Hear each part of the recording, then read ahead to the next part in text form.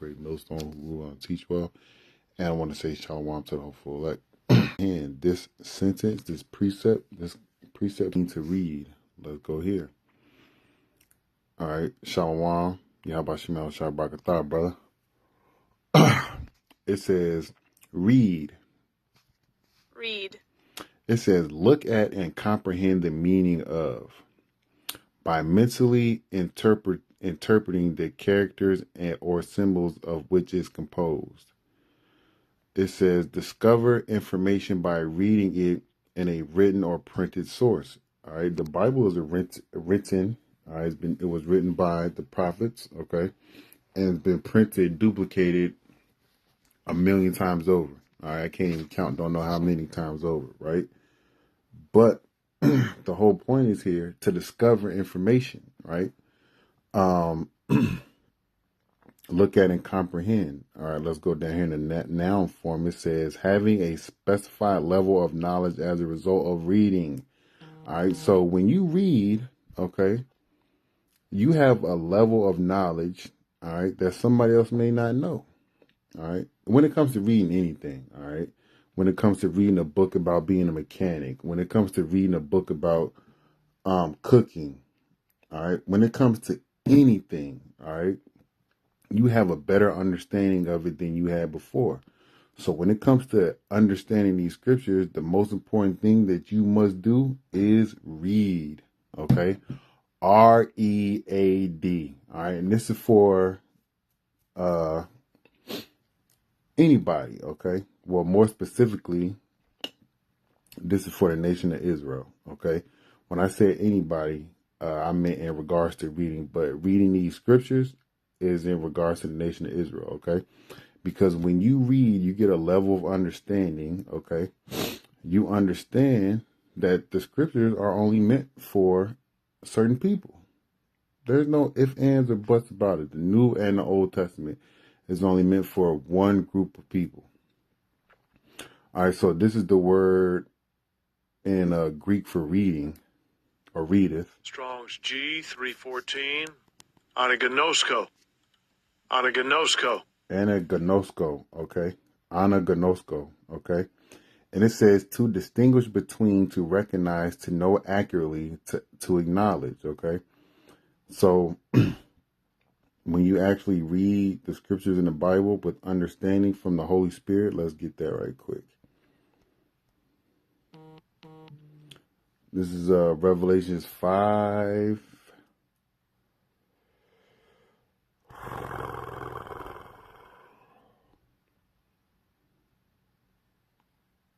All right, this is Revelation 5, and I'm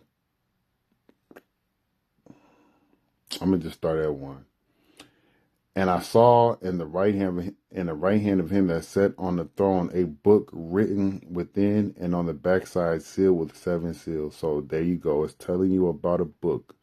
All right, something that people must read. All right.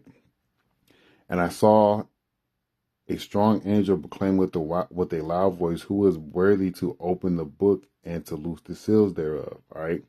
In this case, opening the book does not mean literally turning the front cover of the page. Okay. In this sense, it means giving the understanding of the book to specific individuals. All right.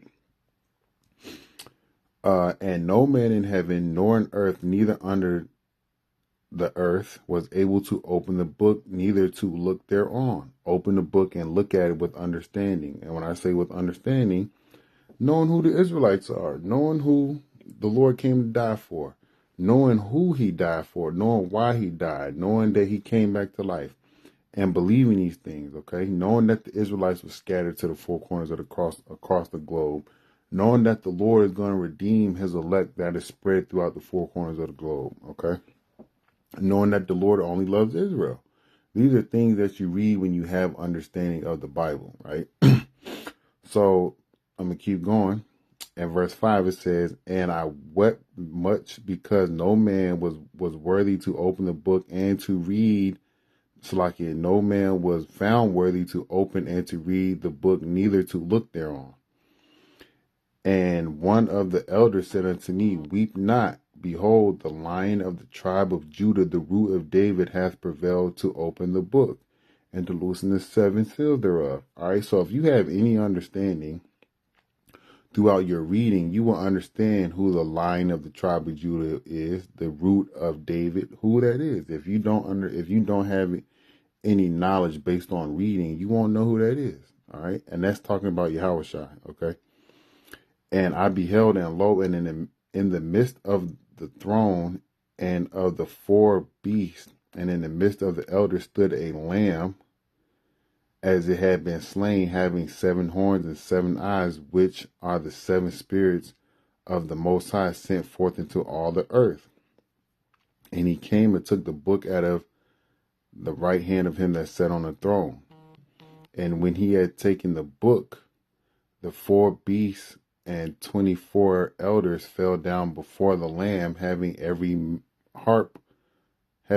one of them harps and golden vials full of odors, which are the prayers of the saints. Right there, another point of understanding. When you read, right, you'll understand that the Lord Yahushua is the Lamb, also that the saints are the elect of the nation of Israel. But continuing on, verse 9, and they sung a new song, saying, Thou art worthy to take the book and open the seals thereof, for thou wast slain and hast redeemed us to the Most High by thy blood out of every kindred and tongue and people and nation, and has made us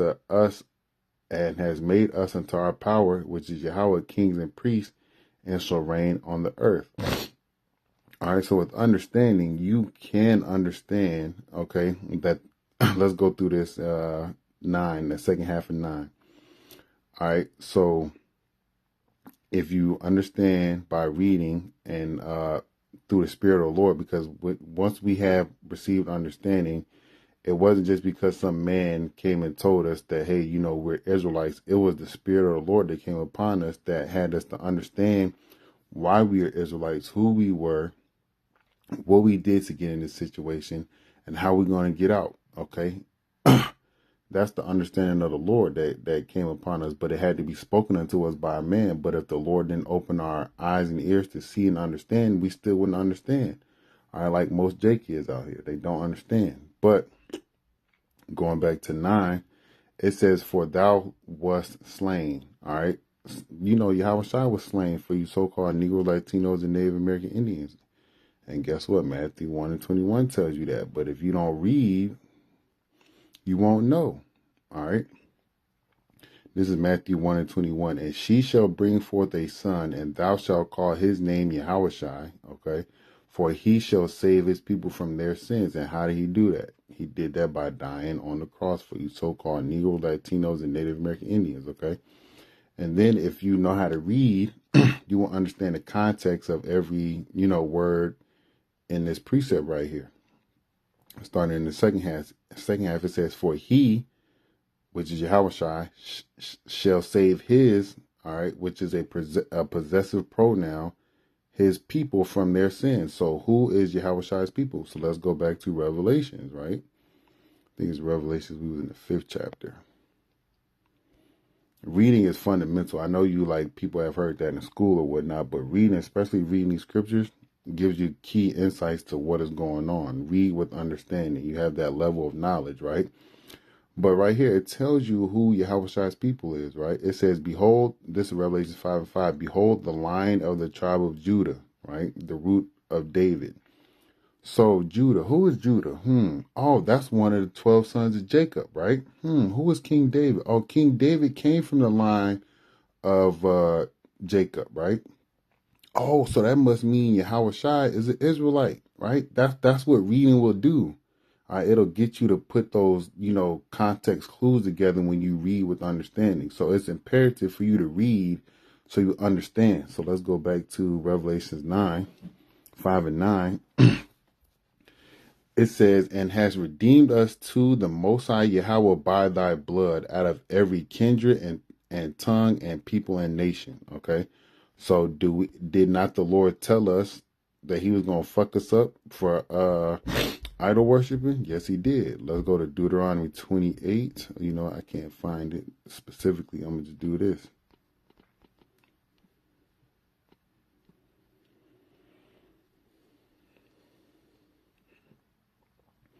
Bam. Deuteronomy 28. Oh, it's in here a lot.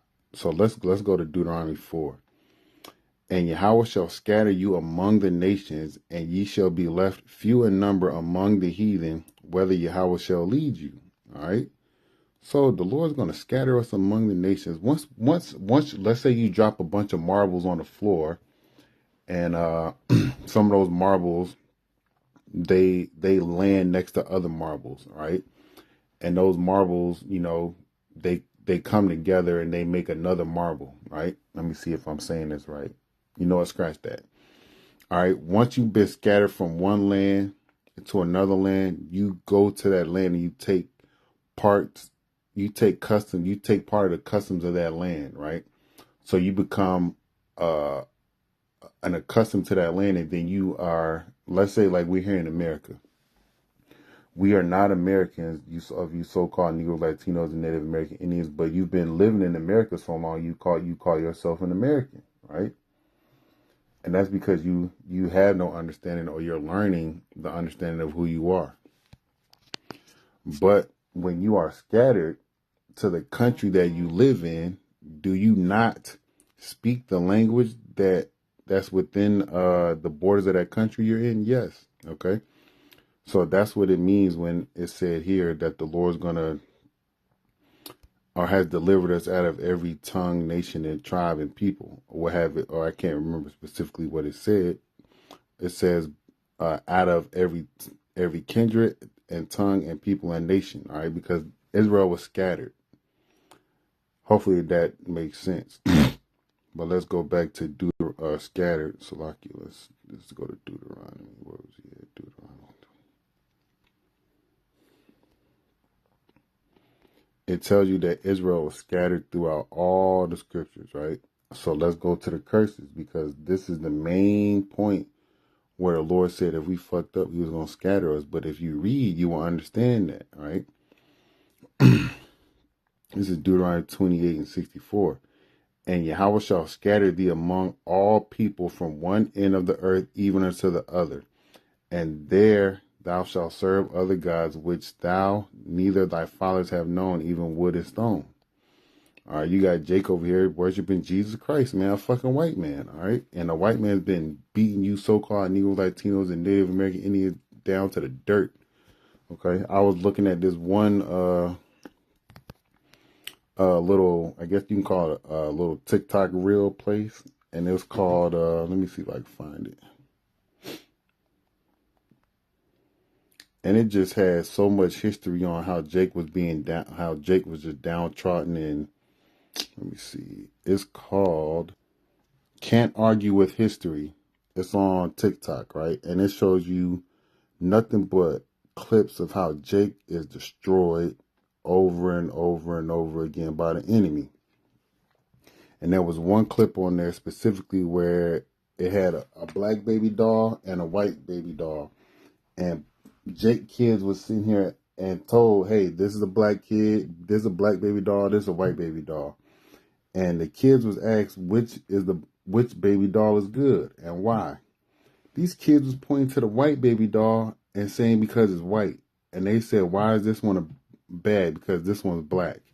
That's how fucking destroyed we are as a people, man. Because we've been scattered throughout the four corners of the globe. But that's just one little incident with videos I seen in there in regards to Jake being destroyed. Jake is so destroyed that they will save their enemy, man, before they will save themselves. Okay. But anyway, so the Lord said we're going to be scattered throughout the four corners of the globe. That's in the Old Testament. All right. Let's go to James 1:1. And this is in the New Testament. James, the servant of the Most High Yahweh and of the Lord Yahweh Shai Mashiach, to the 12 tribes which are scattered abroad, greetings. So my whole point in reading this again is to inform you, so-called Negro, Latinos, and Native American Indians, that you have been scattered abroad and the Lord is going to save you out of every kindred, tongue, and people and nation. Okay, but you have to read to understand that. You have to know. You have to have been taught these things, like the eunuch told. Let me see. I know it's in Acts. I'm thinking it's 8.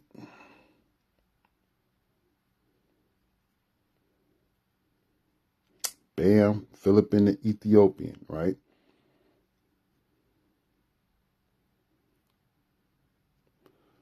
All right. So this is Acts chapter 8, verse 29, right? This is Philip and the Ethiopian, right? Which is an Israelite. This guy is an Israelite, okay? It says, Then the Spirit said unto Philip, Go near and join thyself to his chariot. And Philip ran thither to him, and heard him read the prophet Isaiah, and said, Understandest thou what thou readest? And he said, How can I, except some man should guide me? And he desired that Philip would come up and sit with him. All right, so that was the point of that. But you have to get understanding from Yahweh Shem Shai, and you got to be taught these things, man, because you're not taught these things in your normal day-to-day life. All right, but when you read and you study and you give time to the Lord reveals things to you, things that is profitable for you to be saved. Okay, a brother, and just a just a little small incident. Some brother may be like, way deep in the scriptures, can break down all this great stuff that's needed for him. But what's needed for you is it may be a different measure. My point in saying that is you will never get to where you think you want to be unless you put forth action. And the action that you must do in this regards to be blessed is to read. Because when you're blessed, you're happy. And when you're happy, all right, you're going to be serving the Lord. I know it said in Deuteronomy that we didn't serve the Lord with joy. That's why he jacked us up.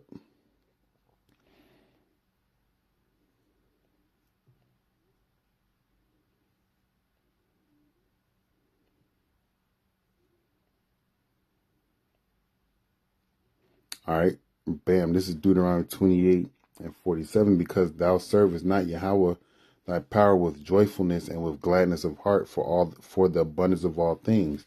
But when you start reading and understanding, you're going to be opposite of this. You're going to be serving Yahweh your power with joyfulness and with gladness and of heart for the abundance of all things, because you understand that everything that the Lord is about to do is just for you and your people. Okay, when I say Slakia, just for you and your people, I mean the Lord is about to come deliver the elect, man.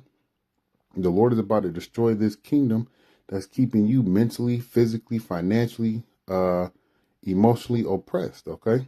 The Lord is about to get you out of your captivity, but that's only for those who have the ears to hear and the eyes to see, man, and the mindset and the spirit to read. That's a blessing from the Lord, man.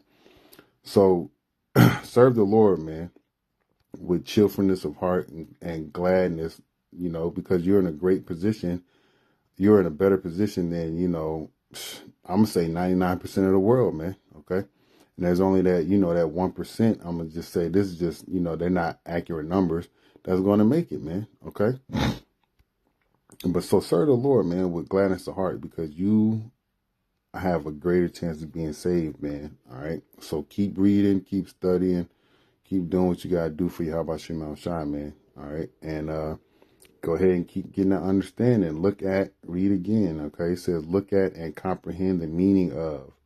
So you comprehend the meaning of these deep, dark parables, man. I think that's like in Proverbs.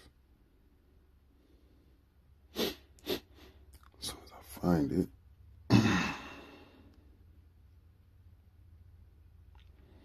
Yep. So this is what reading does. This is Proverbs 1:1. The Proverbs of Solomon, the son of David, king of Israel, to know wisdom and instruction, to perceive the words of understanding, to receive the instruction of wisdom, justice and judgment and equity, to give subtlety to the simple, and it doesn't say and Salakia, to the young man knowledge and discretion.